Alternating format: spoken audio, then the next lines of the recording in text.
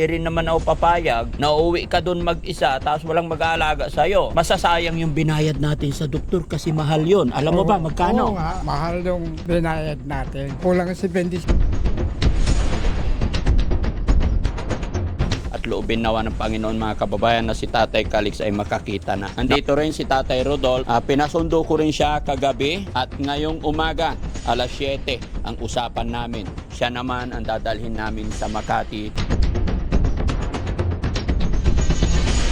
Pag pinabayaan, lahat ng sakit magiging malala. Pero ang sakit ni tatay, kayang gamutin. Basta mag-pray lang tayo, kailangan ko yung suporta ninyo. Huwag po kayong mag-alala, hanggat kaya ni Daddy Frankie, sasagutin ko lahat ng gastos.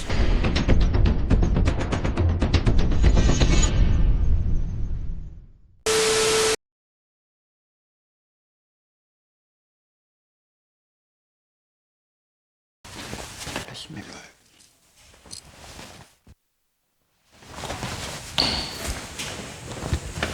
Good morning. Okay na kayo? Nagkalmusal ka na po, te? Opo. Si tatay? Tapos na po. Okay, very good. Tay, Calix, good morning! Good morning po! Disyembre oh. The same to you.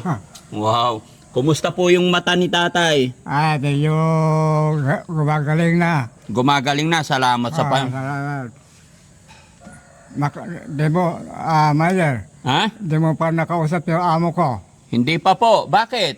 Dahil pakumusta mo rin siya. Ay, sige. Huwag kang mag-alala. Tay, pagka medyo hindi na busy, pupuntahan ko siya para pagsabihan siya. Ibabalita ko yung sitwasyon mo. Pero sa ngayon, medyo... Hini ko lang dito, Mayer. Ha? Habang dito muna ako magpagaling. Dito ka muna magpagaling. Oo. Salamat sa Panginoon dahil yan ang naisip mo. Sa doon, ay wala naman ako mangkaso-kaso. Kailangan dito, magpagaling muna ako dito. Opo, tama po yun, tay. Yun din ang sinabi ng doktor. Kasi, imagine, every 2 hours po yung patak ng iyong mata. Kahit hindi mo man sabihin yon, hindi rin naman ako papayag na uuwi ka doon mag-isa tapos walang mag-aalaga sa'yo. Masasayang yung binayad natin sa doktor kasi mahal yun. Alam mo ba magkano? Oo nga, yan ang naalala ko. Yun ang inaalala mo. Alam mo ba kung magkano? Mahal yung binayad natin. Kaya nga po, kaya hindi pwede masayang. Alam mo kung magkano yung binayad kahapon? Magkano? Kulang si 20 siguro. Okay. Pero hindi yun mahalaga. Ang importante, yung makakita ka. Ano po? Opo. Kaya, Ate Peli, kumusta yung paglalagay mo? Halika. Tapos na ba? May isa na lang po. Sige, lagyan mo ulit. Lalagyan ka ni Ate Peli, ha? Huwag kang mahiya kay Ate Peli. Si Ate Peli, dalaga yan. Sexy. Pusang gala.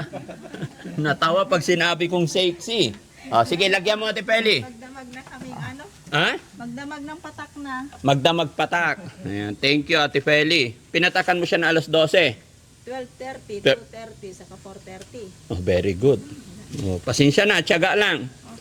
So, yun. Sige, tuloy mo. So, yun mga kababayan, mga kabarangay. Magandang morning po sa atin lahat. Kumusta po kayo? At saan man po kayo naroroon?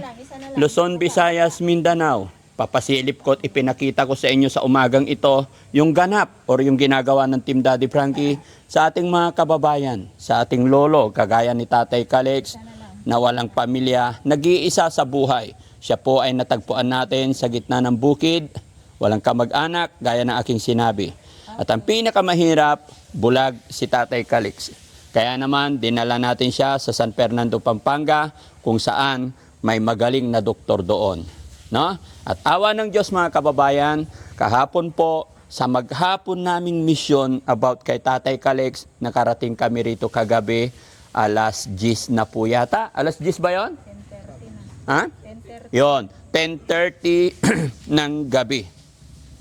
At sa kabila naman ng ating team, dahil hinati ko po, si Kuya Junjun naman ang dinala sa ibang pagamutan. Dinala naman sa kanyang psychiatrist. Yun po yung nangyari kahapon, kaya hinati ko ang team Daddy Frankie. Sila Rizky, sila Sam ang nagdala kay Kuya Junjun kasama si Ate Peli. And then si Daddy Frankie, Jesse, sila Ken, Chano, ay si Tatay Calix naman. Kaya masaya ako sa pagtutulungan, pagkakaisa ng Team Daddy Frankie, dalawang beneficiary natin ang nadala natin sa kanilang mga doktor. At loobin nawa ng Panginoon mga kababayan na si Tatay Calix ay makakita na. No? At ito, andito rin si Tatay Rodolph.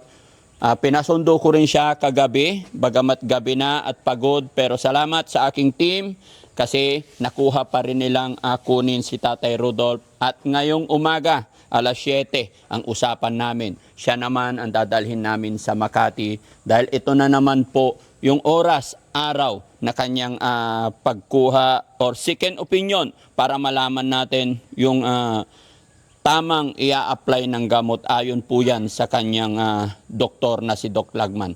Papa-x-ray po ulit siya. Although na x-ray na, may findings na dun sa una, pero sabi nga, much better laging may second opinion tayo. Kaya naman si tatay ay pinakuha ko. Huwag po kayong mag-alala mga kababayan. Bagamat mga lolo na nandito ay magkakaiba sila ng sakit. Si Tatay Calix na bulag, si Tatay Rodolph na sabi ng doktor is mayroon siyang tuberculosis, TB. Yun ang sinasabi nila. Huwag po kayong mag-alala, si Tatay kasama ang kanyang anak na panganay, si Ate Linlin. Ate Lin, dito ka ba? Okay lang? Ayan. Kumusta naman po kayo mag-ama? Kumusta naman si Ate Lin? Salamat at sinamahan mo kami pagpapacheck up ng iyong anak. Mag-pray lang tayo ha.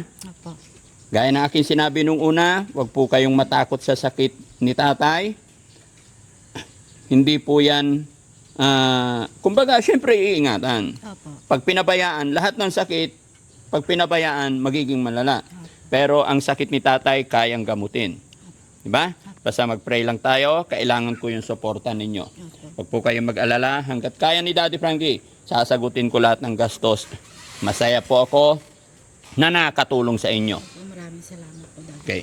Basta tay, alam mo po yung sakit mo, sabi ng doktor, i-explain din sa'yo mamaya, na hindi pwedeng lumapit ka masyado sa mga apo mo. Kaya ikaw na po ang mag-adjust. Hindi po yung pamilya mo, hindi yung mga apo mo. Hindi lang sa apo mo, sa lahat po na nakahalubilo mo. Tama yan, may towel ka, may face mask ka. Huwag mo sanang mamasamayin, huwag kang ma-open sa akin, sa amin. Ano po? Ikaw na po ang medyo umiwas, dumistansya sa mga kasamahan natin. Okay? Oh. Ayan, so aalis tayo. Nakaalmusal na po ba ang lahat, guys? Yes, sir. Very good. Ako hindi pa. Natawa si tatay. Kasi mga kababayan talagang pagdating namin dito alas 10 ng gabi, alam nyo naman, hindi na makatulog agad-agad. I think nakatulog ako. Although talaga hiniga ako kaagad. Kasi biruin nyo kahapon sa operasyon ni tatay. Alas 6 kami umalis dito. Natapos kami talaga in a whole day. And then alas 10 ng gabi kami nakarating dito. Napakapagod nun. No? Pero okay lang kasi talagang tinutukan na napakahirap yung case ni tatay. Hindi pwedeng pabayaan. Kasi nga po, bulag.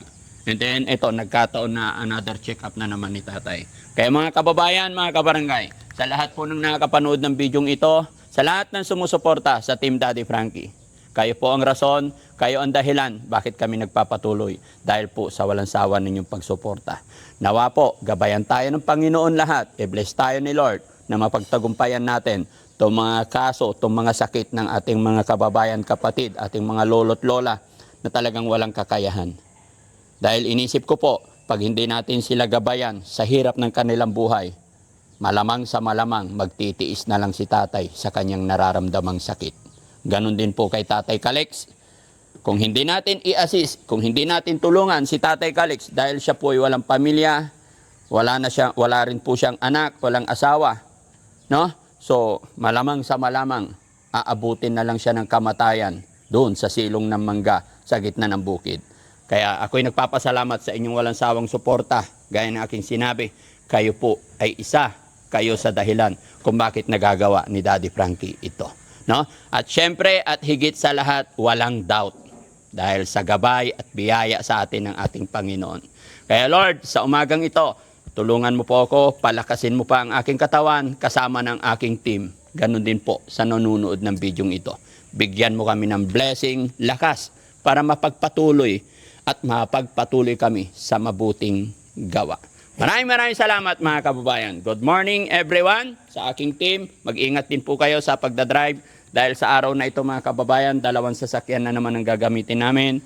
Pa-Makati naman kami.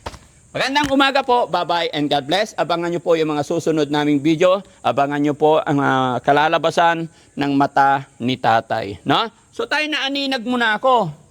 Naaninagan muna ako. Oh, pogi ba si Daddy Frankie? Oh, pusang kala. Ha? Salamat sa mga sinasabi mo sa mga kabaranggayan ko. Opo. Basta tay, wag na wag. Aalis ako. Ang magbabantay sa'yo dito si Ate Peli. Wag kang mahihiya sa kanya, Oh, at saka wag na wag mong kukusutin yung mata mo para hindi ma-disalign yung lens na nilagay sa iyong mata. Hindi ko na Oh, kahit dito, wag muna kasi namamaga kasi inoperahan, no? Itiisin mo lang muna yung kati, ha? wala na. Wala na sakit. Magaling. Very good. Magaling yung doktor.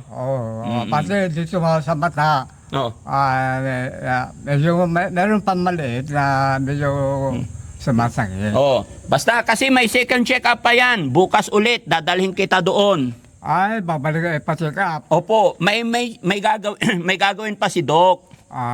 Ngayon sana yon, kaya lang nakiusap ako kay Doc na bukas kasi si Tatay Rudolph muna ngayon. Okay? Oh, sige, salamat tay. Daddy Frankie.